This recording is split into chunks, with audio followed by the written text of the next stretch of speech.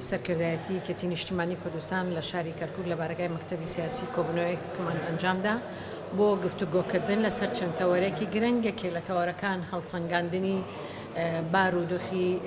سیاسی و ئەمنی و خزمەتگوزاری خەڵکی شاری کەرکووک و هەروەها هەڵسەنگاندنی ڕۆڵی ڕێخستنەکانی یەکێتی نیشتیمانی کوردستان لەم شارە و یەکێکی تر لەو خاڵانەی کە بە گرنگیەوە گفتوگۆیەکی تێروتە سەرمان لەسەر کرد مەسەلەی یادکردنەوەی ڕۆژی شەهیدانی یەکێتی کا بڕیار وایە 21 نۆڤەمبەر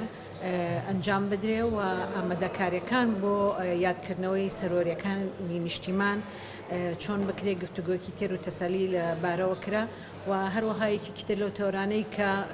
گفتوگۆمان کرد مەسەلەی 25 نۆڤەمبەر بوو ڕۆژی جیهانی دژایەتیکردنی تونند و تیژی بەرامبەر ژنان یەکێتی وەکو حیزبێکی سۆسیال دیموکرات تا چەند ئەتوانێت ڕۆڵی هەبێت چ لە حکومەت و هەروەها چ لە حیزبە بۆ کەمکردنەوەی ئەو ڕێژە بەرزانەی تونند و تیژی کە چەند ساڵێکە داتاکان ئاماژەی پێەکەن و ڕۆڵی یەکێتی چی ئەبێ لە کەمکردنەوەی ئەو داتانەی کە بوونی هەبووە.